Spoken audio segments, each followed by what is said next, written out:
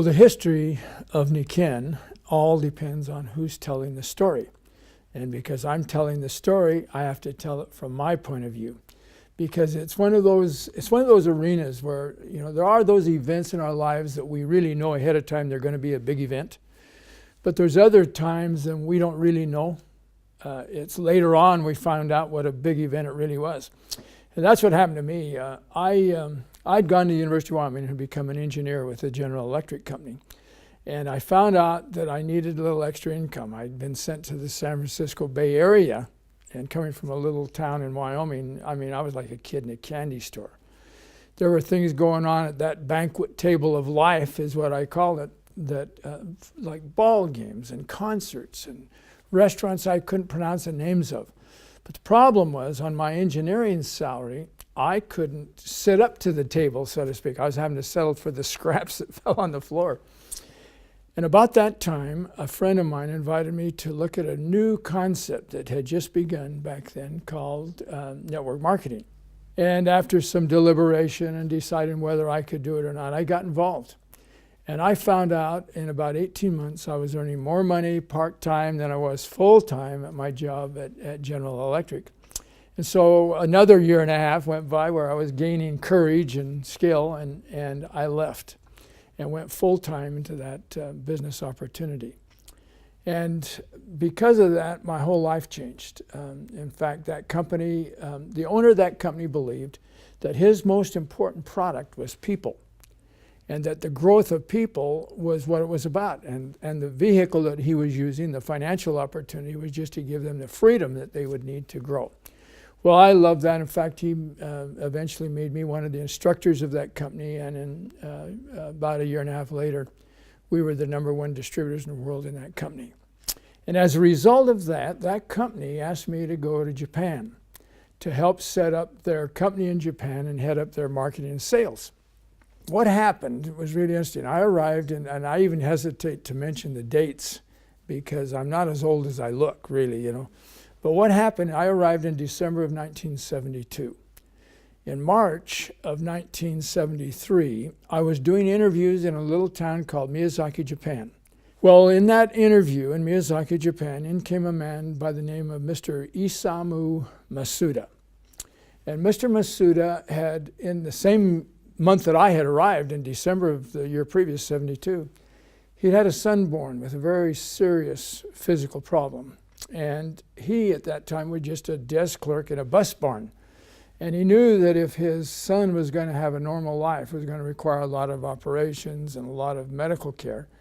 And he needed to find a way to earn more income.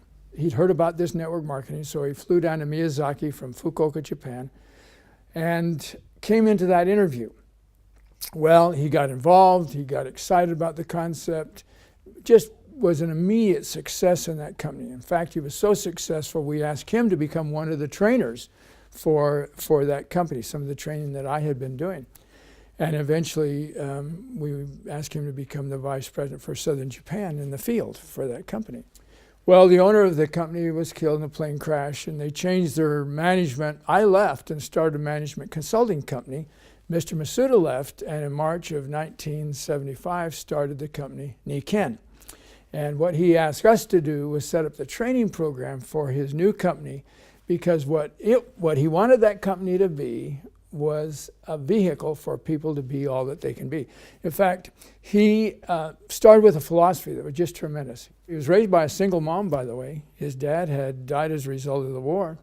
And she had evidently whispered to him nightly, probably, about how if he was going to have a peaceful, joyful life, he needed to have a life of balance.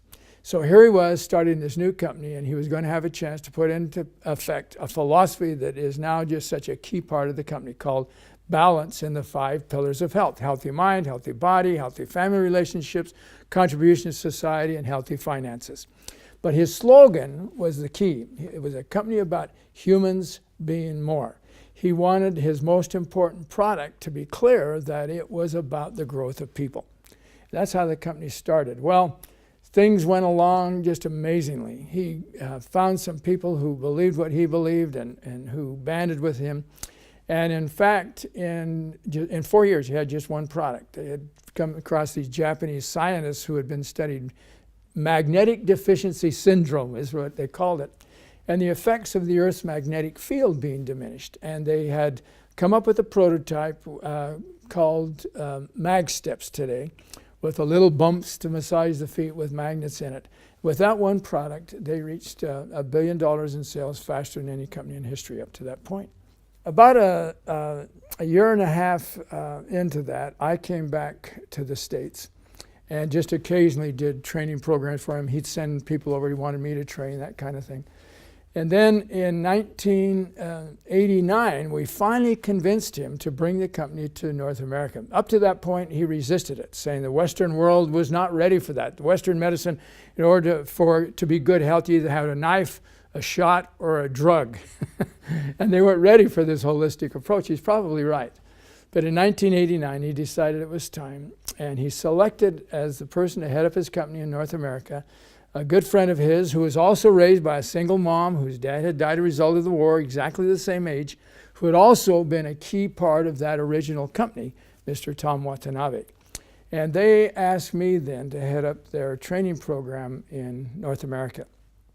And that was the result of it. Well, shortly thereafter, in 1990, he had his first international convention. He held his first convention in Sao Paulo, Brazil.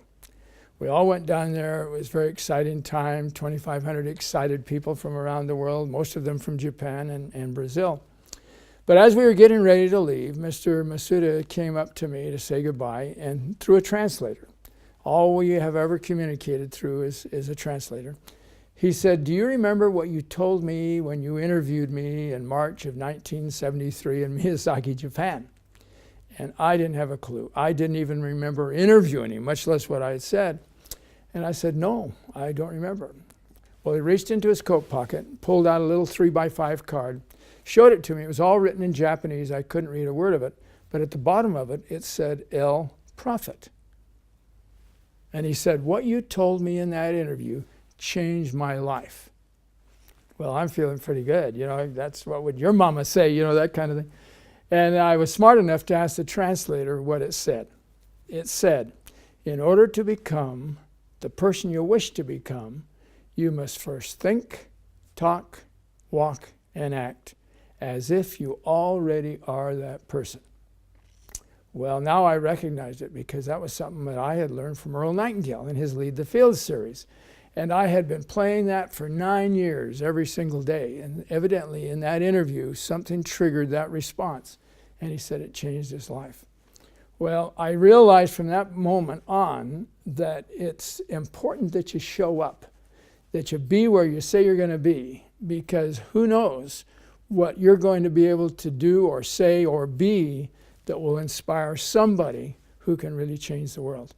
And it's made such a big difference in my life. But it's also been an awesome kind of a responsibility because you recognize that there are no coincidences. Everything happens for a reason.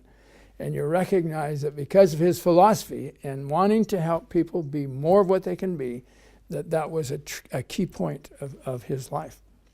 That's been an exciting thing for me in the history of Nikken.